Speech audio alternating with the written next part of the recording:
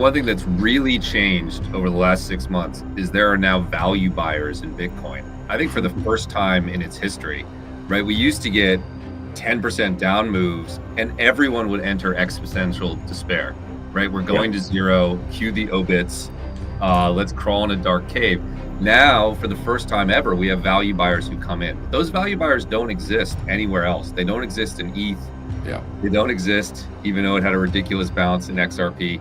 They don't exist in other assets. It's really only in Bitcoin, but they're very strong. I don't think they're going to let it drop significantly. They're just waiting to pounce. Hougan dismisses the idea that macroeconomic factors such as tariffs between major economies significantly impact crypto markets. According to him, investors are still caught up in the last war where macro factors dictated price movements. However, the game has changed, and now institutional adoption and regulatory clarity are the primary drivers. The focus should be on how institutions are engaging with Bitcoin and Ethereum, as well as the broader acceptance of crypto-related financial products. One of the most significant changes in the market, according to Hougan, is the emergence of value buyers in Bitcoin. In the past, sharp price drops triggered widespread panic, leading to fears of a total collapse. However, today, there is a strong base of institutional investors who see these dips as buying opportunities. This means that Bitcoin's price is increasingly being supported by long-term holders who are confident in its future. Please take a little time to like this video, subscribe to the channel, and turn on post notifications for more videos like this. You can also check out our other videos on cryptocurrencies and the overall digital asset space and drop your comments and observations in the comments section below. Everything you do helps with the YouTube algorithm and immensely contributes to the channel's growth. Thanks and enjoy the video. It is all just distractions. Yeah, that's my base case. For what it's worth, if tariffing me into the UK was what it took to get Bitcoin back to 100K, I think that's a good deal. I'll do that for the people. Yeah, I think it's a distraction. I mean, my view, Scott, you know this. My view is that macro doesn't really matter. That crypto investors are fighting the last war. The last war was fought over macro. And what matters now is this press conference. What matters now is institutional adoption. When you see these low liquidity moves over the weekend, you know to fade them long term. And I think that's what we're seeing here. So yeah, I think the Canada tariffs didn't matter. The Mexico tariffs didn't matter.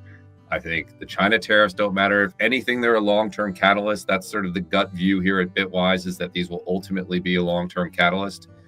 But the story is about what's happening in crypto. I really think macro is the last war. One thing that's really changed over the last 6 months is there are now value buyers in Bitcoin. I think for the first time in its history, right? We used to get 10% down moves and everyone would enter existential despair, right? We're going to zero, cue the obits, let's crawl in a dark cave. Now, for the first time ever, we have value buyers who come in. But those value buyers don't exist anywhere else. They don't exist in ETH. They don't exist, even though it had a ridiculous bounce in XRP. They don't exist in other assets. It's really only in Bitcoin, but they're very strong. I don't think they're going to let it drop significantly. They're just waiting to pounce. But I think you're going to continue to see there's just a raft of people who need to allocate to Bitcoin, and they're going to take every dip as an opportunity to do that. And I don't think that's true in the altcoin space, right now. I also think altcoins have made this sort of Faustian bargain with the world about monetizing and talking about revenue and talking about flows. And now they're getting measured against that. And that's just a very difficult game. So I think Bitcoin gets bought on every bounce. I'm not sure altcoins do. And I agree with Tillman. I think we're going to see a real separation. I like the listing analogy. I think that's a good throwback to the old days when listing was such a big deal. And I think that's the equivalent of what we have today. Yeah, there's been a sea change. I think it started to change. I mean, it's worth noting for the first 90 days, the numbers that are quoted are wrong because there was a lot of short-term trading in ETH that rotated out, much more even than in GBTC on a proportional basis. So you see these reports that there were net outflows. I don't think that's true. But it is true that the inflows really accelerated at the end of the year. And I'll say, we go around and do meetings.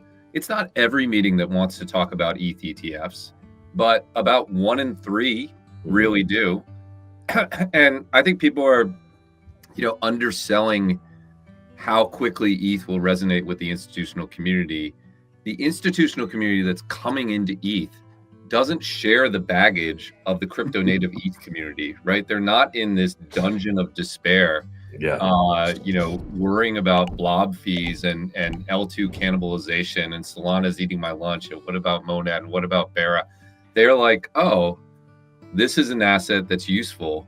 Let's buy it. That's their view. And so I think the ETH ETF inflows are going to surprise to the upside. It's probably going to be one of the things that helps ETH shake its funk, if it does shake its funk over the next few months. I mean, you just think about the capital that can access the market, right? If there are not ETPs, you can't tap into the tens of trillions of dollars that needs to access that market. Think about the net new buyers of Bitcoin last year was essentially corporations and ETFs. Those were the net new buyers.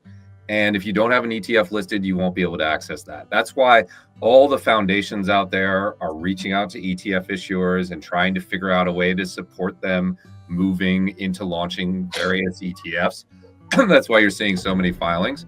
We'll have to see when it happens. Until it does, for what it's worth, to get to Tillman's point, there's a sort of regulatory moat around Bitcoin and ETH that should be supportive for them over time and should be different from what we see in these other assets. Of course, it's going to happen long term. Okay. I mean, one interesting thing about this market move, to a degree I haven't seen before, is every media story written this weekend about the market move referenced what happened in the Bitcoin market, because it's become sort of a primary macro trading tool. It's really a sort of signal of its maturation. 2 years ago, that wasn't true.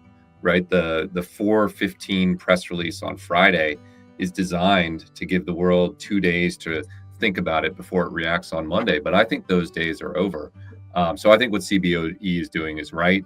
I think it's just a matter of time before everyone else in the financial world loses their nights and weekends like we have. I think they're going to move fast for Wall Street, slow for crypto. But you start to see the first firms rolling out stuff in this half.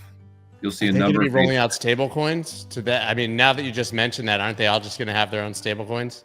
Jamie Dimon's going to print a stable coin, and then it's going to fail, and that's going to be beautiful. The introduction of Bitcoin ETF has been one of the most transformative developments in the market. Hougan reveals that Bitwise spent 7 years working towards the approval of a Bitcoin ETF, enduring significant regulatory hurdles. However, the approval process for Ethereum ETF appears to be moving much faster, signaling a shift in regulatory attitudes. The significance of ETF extends beyond just providing investment vehicles. They serve as an entry point for institutional capital, unlocking new demand that was previously inaccessible. Hougan highlights that institutional participation in Bitcoin ETF has surged, with filings indicating a dramatic increase in Q4 adoption. I bet that Wall Street overestimates the strength of their brand coming into the crypto market and underestimates the strength of the crypto community. You saw this a while ago where everyone said Tether is dead, it will be all USDC. And that just turns out to be wrong. I think there is a degree of overconfidence that when Bank A comes into the market, everyone will abandon Coinbase custody and Anchorage and Gemini and switch to Bank A, even if they charge twice as much. And I bet they'll find out that that is not true. So I do think you're going to see that open up this year, but it's still a minority of people have access. I'd add one more thing. If you look at the early returns on the 13F filings, which show which institutions own Bitcoin ETFs, those roll in until the 15th. So they still have some time. It's already showing a really dramatic uptick in Q4 adoption. So post-election, I think you're going to end up seeing the institutional count double in Q4, and then it will double again in Q1. So it's happening, but it's still, the door is still just opening up. There's still a way. It's absolutely stunning. And you find yourself thinking, it can't possibly be that he's so obviously tipping what's happening. And then you step back and say, of course, that's exactly what it could be, right? The Overton window of possibility is so much wider than we are used to. There was the other tweet from Lummis, which you probably saw. This is a big deal with the Bitcoin B. She trolled us. She blew it last time, but yeah, I'll give her credit on this one.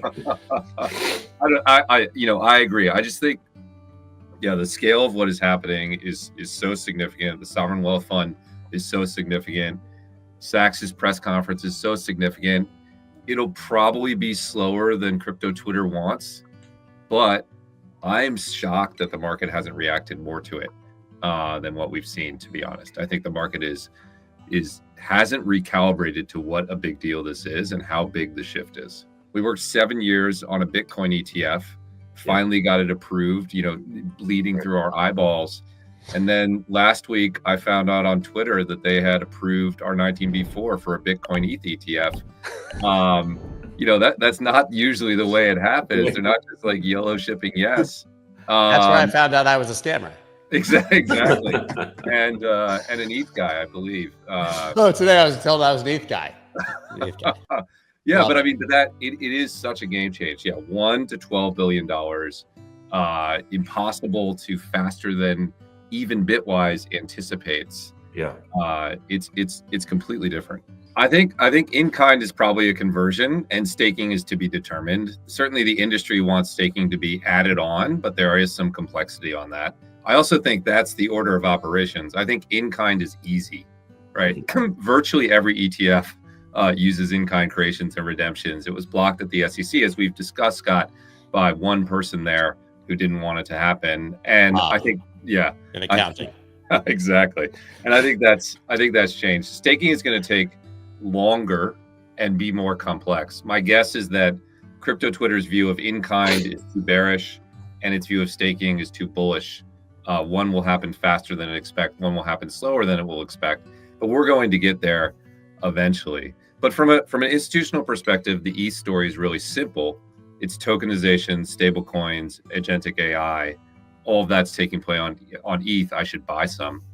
It's really that simple. I think crypto Twitter ties itself in knots on ETH and is going to take longer to figure it out. I think we're going to get that regulation sooner rather than later. It's worth noting that regulation is what created meme coins. Meme coins were the only thing you could launch if you're not okay, it's terrible to build a useful product that has a real token economic value that delivers value to the token holder. But if you want to launch a meme coin, go have as much fun as you want. That's the regulatory regime we were under. So I think that'll get cleaned up. I think this space will get cleaned up. I don't think meme coins are going anywhere, but I don't think we'll see quite the wild west that we've seen recently. I think there'll be insider disclosures and those sorts of things. So enjoy the casino while it lasts. Hougan also touches on the phenomenon of meme coins, which have exploded in popularity. He argues that regulatory constraints have inadvertently encouraged their proliferation. Since creating a traditional crypto project with clear economic value is often met with regulatory roadblocks, meme coins have thrived as an alternative. However, he believes that this will change as the regulatory landscape evolves, leading to a cleaner and more structured crypto market. Tokenization is another critical development. Ethereum is at the center of this movement, facilitating the creation of tokenized assets, stablecoins, and even AI-driven financial products.